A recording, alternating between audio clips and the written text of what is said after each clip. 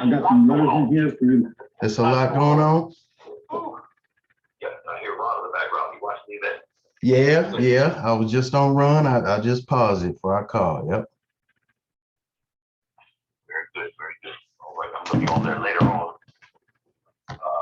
Working myself till making these live summer calls. Should be lots of fun. Oh yeah. And man, so much happening, I tell you. But what's going on with you? How's your weekend? How's your Easter? Man, my Easter, man, my resurrection day, man, it was bittersweet, man. Yep. Yeah, how so? Well, I mean, of course, it was very, very sweet because he is the reason for the season, you know what I'm saying? Amen. And we actually went out on the boat, man. It was really crazy. Went to a lake. And what's really weird about it is I was kind of undecided at first.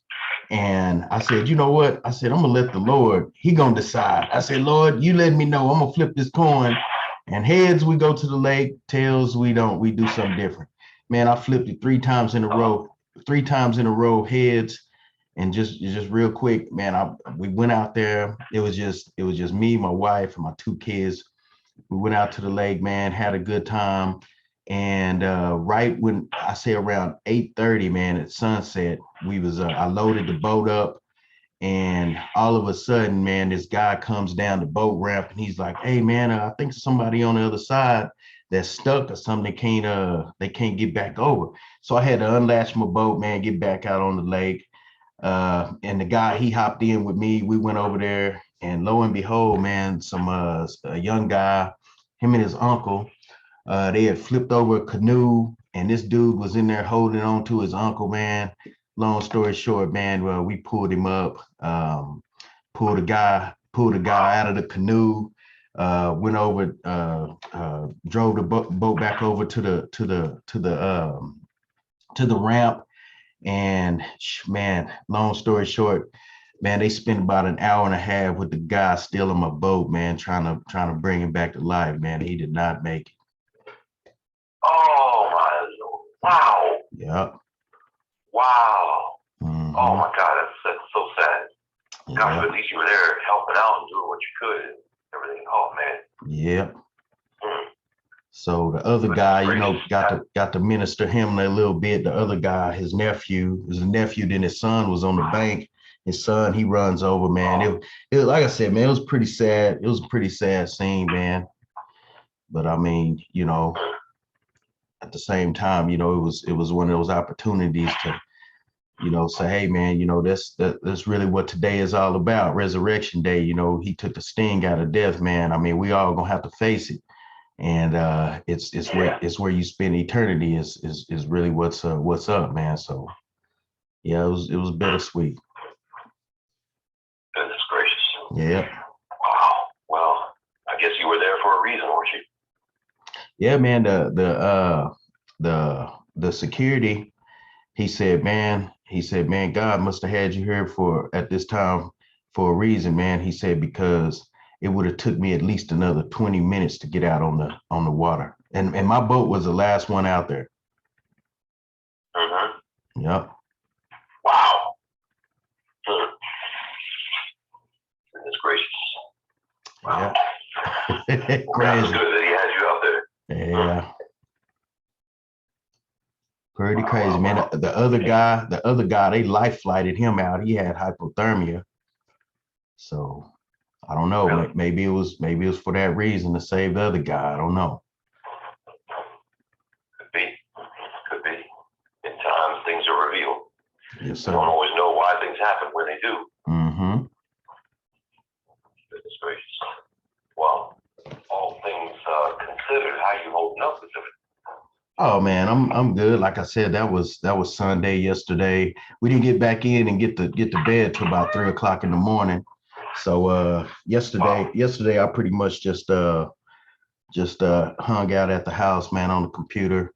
And then today just hanging until I get off the phone with you and then listening to Ron, and then I'll go over to the office in a little bit. Okay. Okay.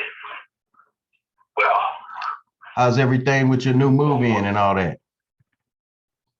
Oh man, thank you for asking. Yeah. We had our new home walkthrough yesterday. Check it out. And they did a great job building, I have to say. And it's just, always going to be little minor details, little touch up, minor things here, there.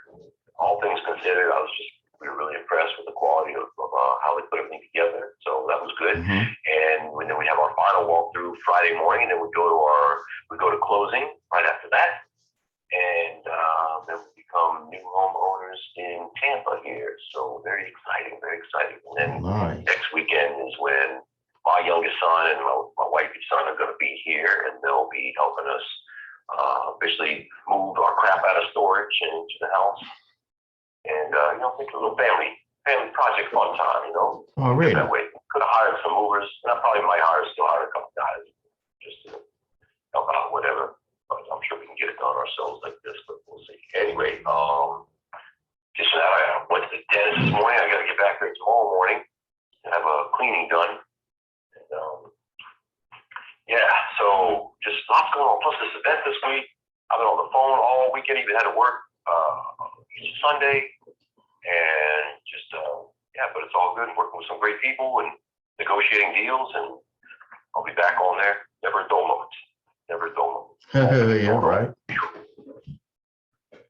I bet it's not working with Ron. I bet it's not a dull moment working with Ron. You better believe that, yeah. Man, never a dull moment indeed. So I was out there in Jacksonville last week, and he had me go on and give a presentation and teach the class. I've been waiting for that moment for years, and he finally gave me a chance, and was quite impressed with what I was sharing and teaching with everyone. So it went really well. Wow. I'm sure I'll be doing some more things here coming up. Congrats. Thank you, brother. Appreciate that. Yes, indeed. Maybe one day I can be on the team with y'all, man. Hey, how about that? Yeah. I'm on with it. Sir. So what you got going on? I got your report here today. Thank you. It looks like you got a few leads. Talk to a few people. Well, yeah, I mean, like I said, man, pretty much just been doing a lot of training.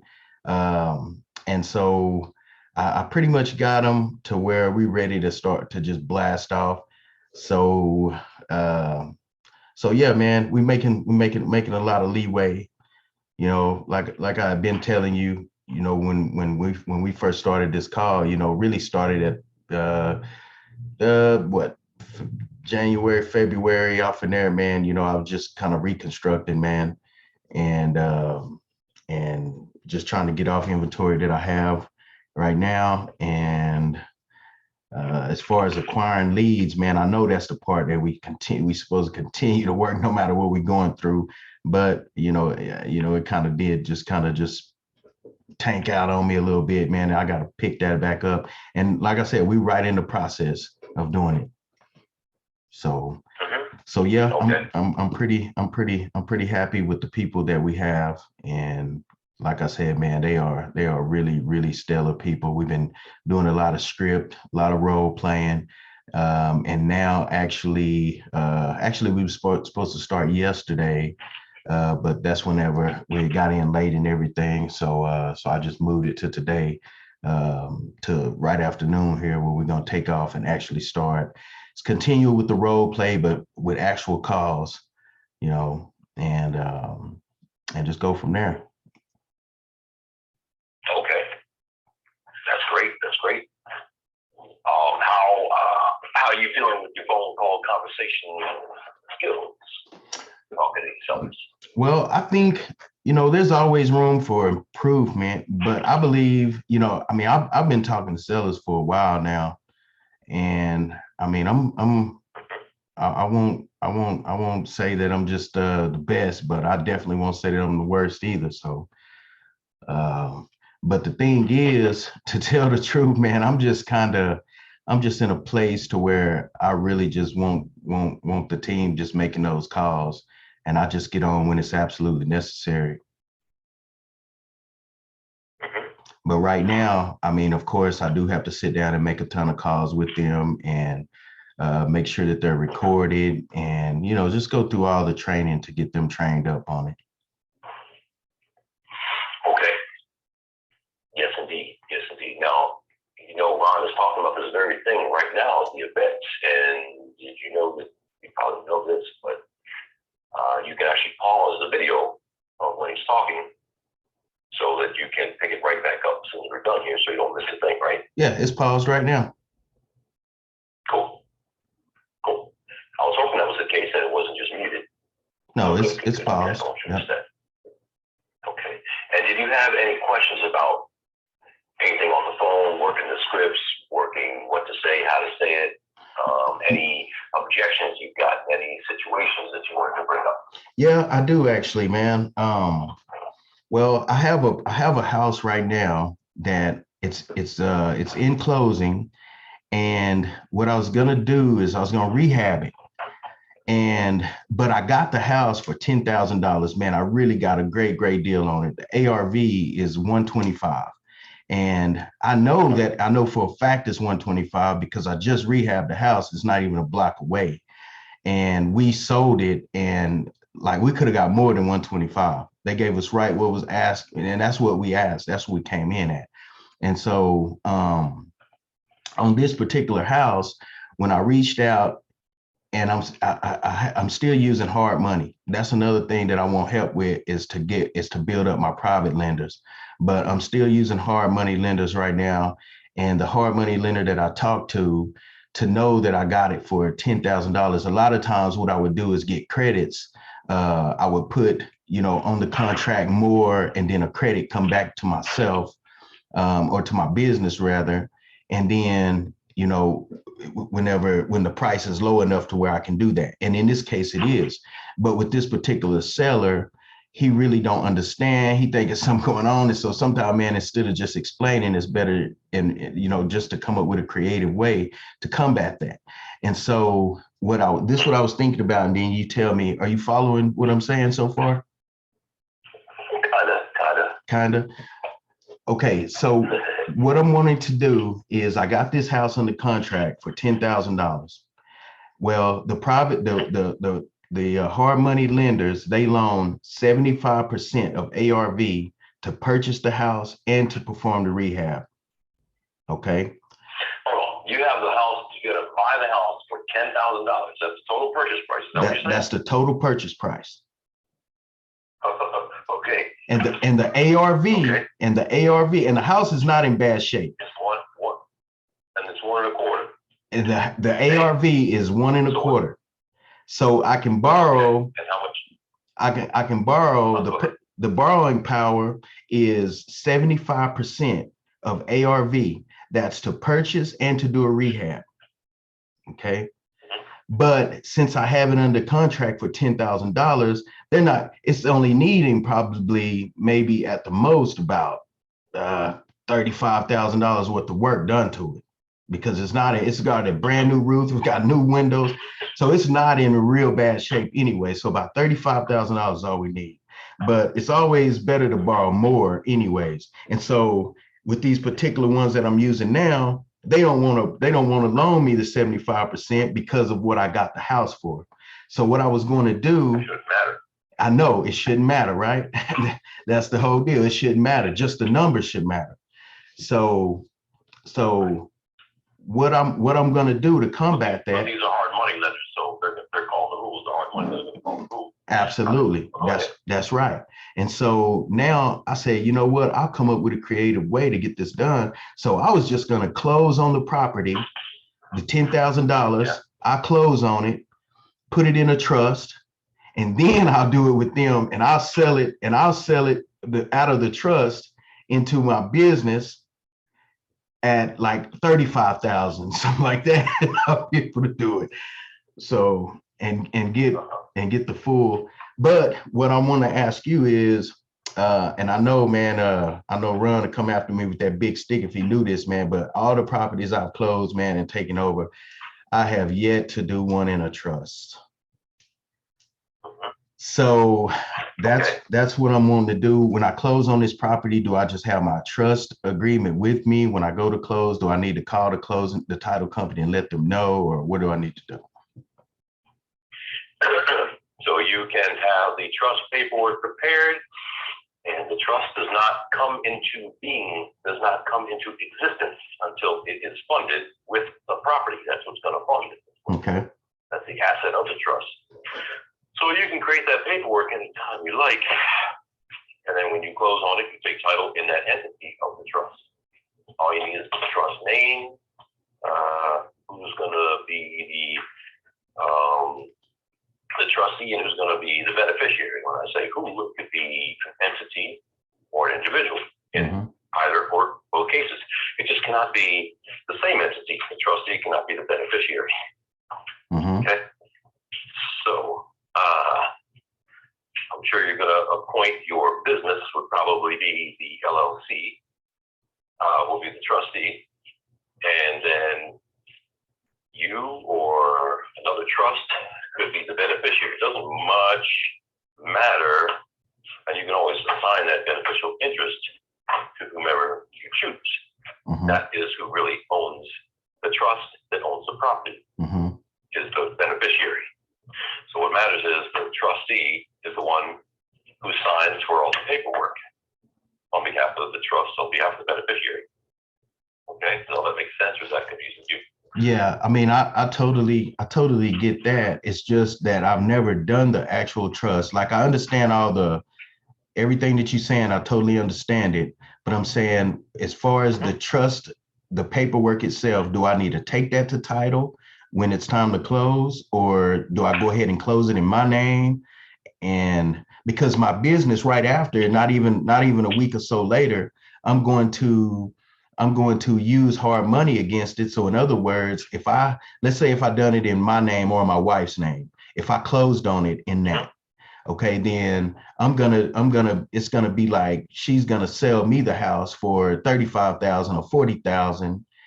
And then when I go and I get the hard money loan on the house, they're gonna see that I'm buying it from this other person. So they're gonna see that I'm buying it from a trust. And they're really not gonna know that I have anything to do with the trust. But that's the way I'm buying it. I'm selling it to my business.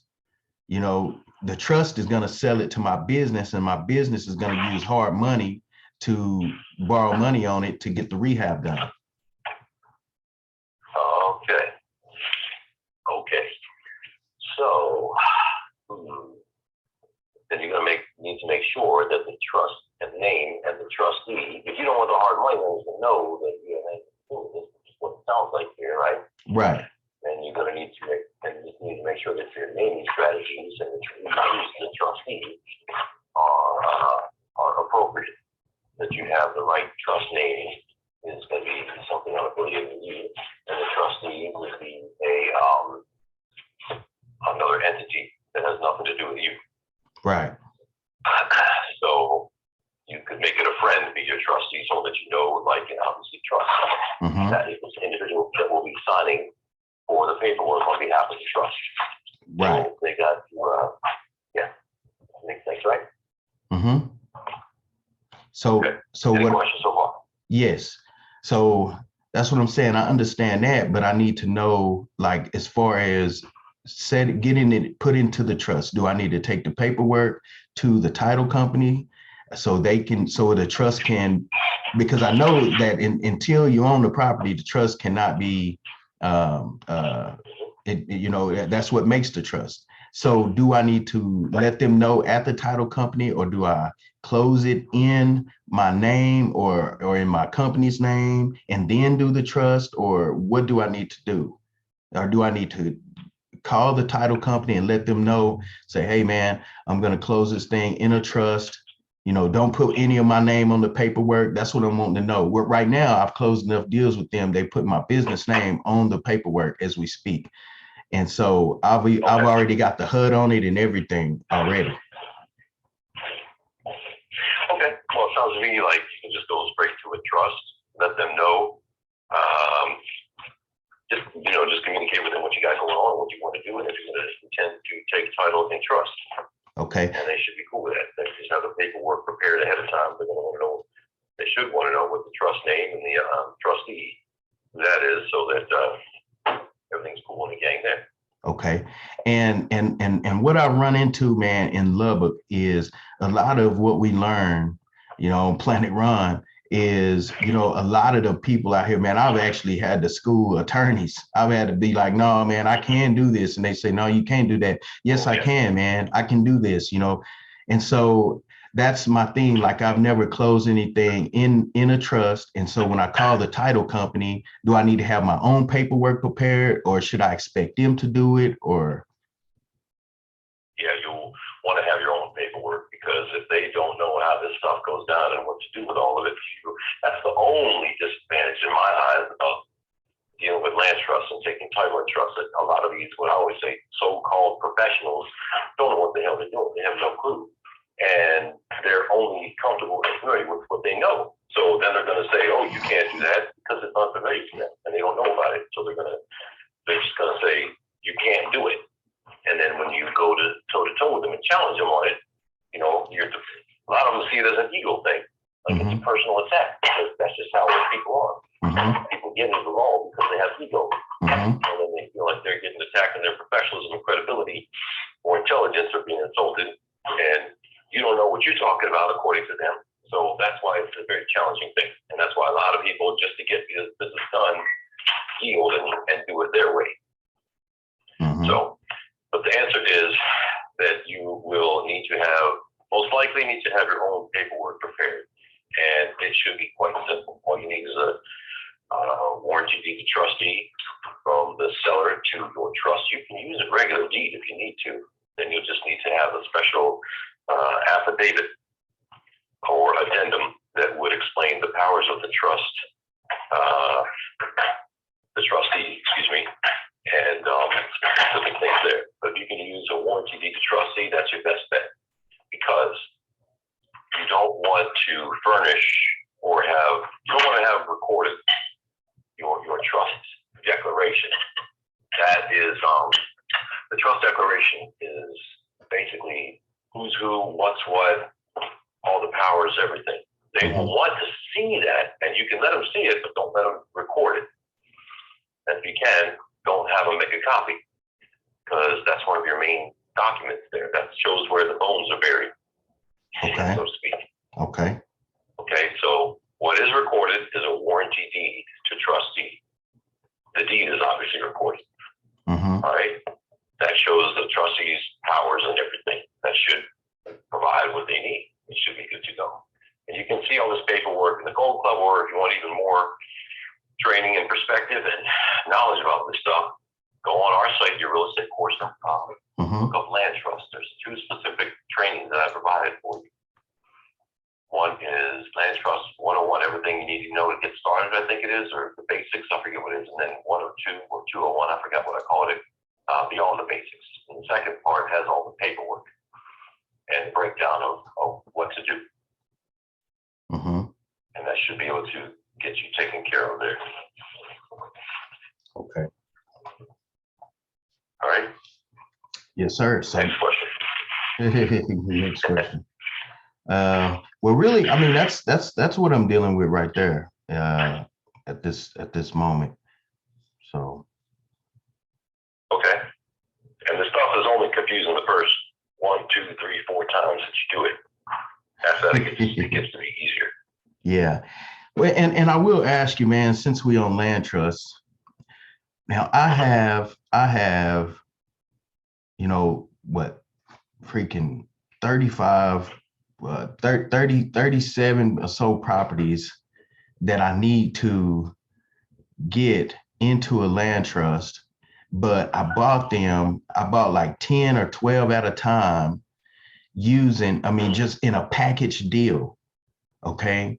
And so I need to, I even asked Ron this question, when I saw him in Dallas, but it was real quick, real brief, because it was in the class and he really just couldn't give where I can totally understand. But he said that there is a way that I can break down and get each of these properties in their own individual trusts, but because that's what I would like to do.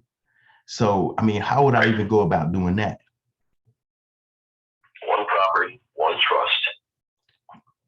You would need to create however many properties you have, individual land trusts for each and every one. And so it doesn't matter that they came in a package deal and it shows like one payment for all these houses. That doesn't matter. I can still break them down into one trust per property. Well, as I understand things here, it shouldn't matter because each property is owned on its own. And who is the owner of each property now? Is it in your own name? Is it LLC? Who's the owner now? It's in my LLC. Okay. So all of these properties are owned by one LLC. Is that what you're telling me? Yes, sir. Oh, okay. So you put all your eggs in one basket. I put all my eggs in one basket, brother.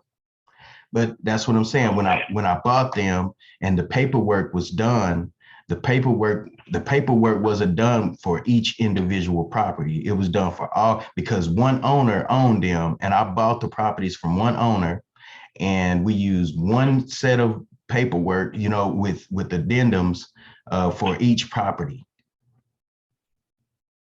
Okay, but each property should have its own deed. No, each property. Well, that's what I'm saying.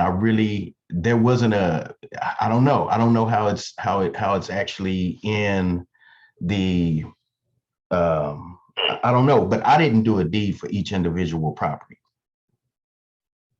Okay, interesting.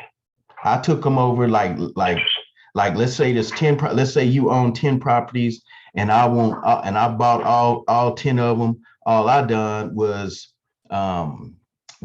she put on there, she used one set of paperwork, and in the paragraph she put each property listed on there, and then a total price of what's owed and what'll be paid per month in the promissory note, which the promissory note wasn't recorded, but and that's how she done it.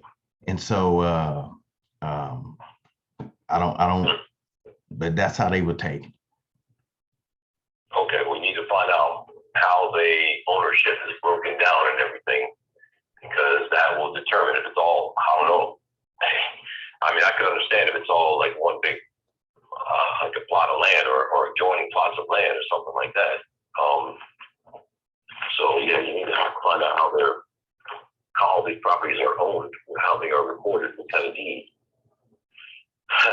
And if you're going to take each individual property and put it into its own individual land trust, you're going to need to name each trust, and you're going to name each trustee and name each beneficiary. Now, you can have the trustee can be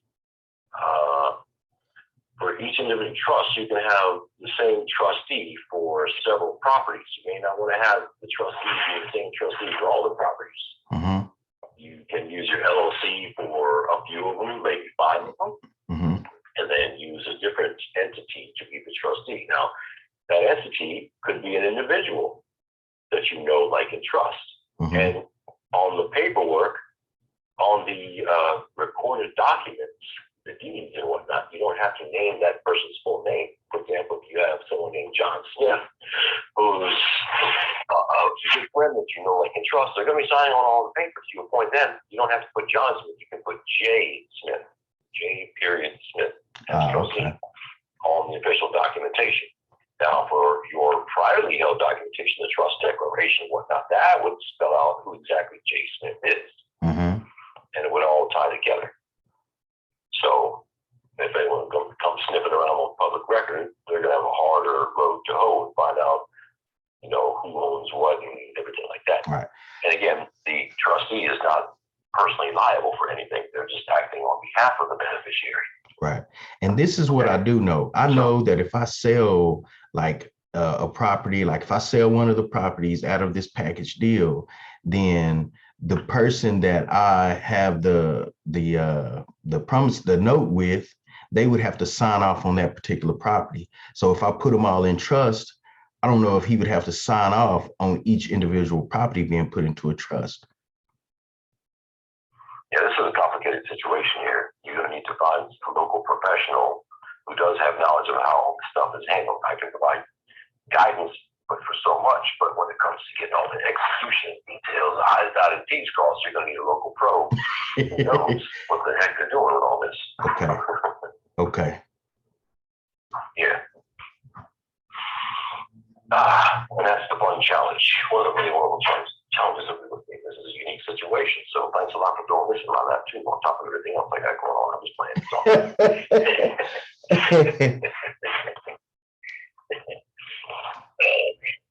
But yeah, this sounds like a fun challenge here. So Okay, but if nothing else, I'm pretty sure this is what I can do is, let's say, okay, so I got one set of paperwork or whatever for these 10 properties. I imagine that it shouldn't be a problem at all to go down and put these 10 properties in the same trust. I mean, that'll even have more protection than just having all of the properties in my LLC. yeah, I'd imagine so. But again, ideally, you don't want to put anything more. One property, one trust. One One property. property, one trust. But I hear what you're saying. I understand where you're coming from. Mm-hmm. And yeah, something like that would be much better than having all the eggs in one basket. Your LLC owning everything. Because if someone slips and falls on one property and they want to sue, they go online and see, hey, who owns this property? And it's going to come back, it's going to spit your LLC, and it's going to say, oh, that LLC owns all these properties, so I get a judgment against them. Oh, I might get paid because they have deep pockets. They must have deep pockets, but they own all these properties, right? Oh my goodness. This is how it works.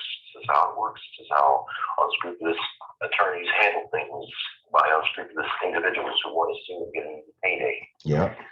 So they go after those with deep pockets. So the best thing to do is separate, isolate, and do it that way. Makes sense, right? Yes, sir. Okay. Very nice. Good stuff here, man. Good stuff. Make it interesting for us. Funny. So, any last minute questions here before we have to get off the phone here? No, that's it, man. That's it. Yeah? Yeah. Okay. All right. So if you want to write some things down so you can keep track of it, and we can discuss further as soon as you can. But that would be the strategy, as I see it, is to have one property, one trust. Now you got to find out how these properties are owned. If there's like one common deed for all of them, which would be interesting. It's possible. I don't know. Different states do things different ways. So in order to find, Especially in Texas. yeah, I know, right? So in order to find that out, do I just need to get a hold of the county clerk? Yeah. Okay. And you can go online and look on public record and see who the owner of these properties are and how it's showing. May need to take a trip down to the courthouse Okay. and do some research, go in the books there. I know. It would help guide you. I know the taxes aren't paid in one lump sum. They're individual. Well, if that's a good point. If that's the case, then I'm sure that they have to be deeded out separately. Okay. Okay. Yeah. All right. All right. Well, I appreciate it. Yes, sir. My And pleasure, brother. Good stuff here, man. Hey, keep your head up, stay strong, and email me if you need me. okay, you do likewise. Okay. I'll reply. Okay. Crazy people, you know this. All right, brother. Okay. Bye.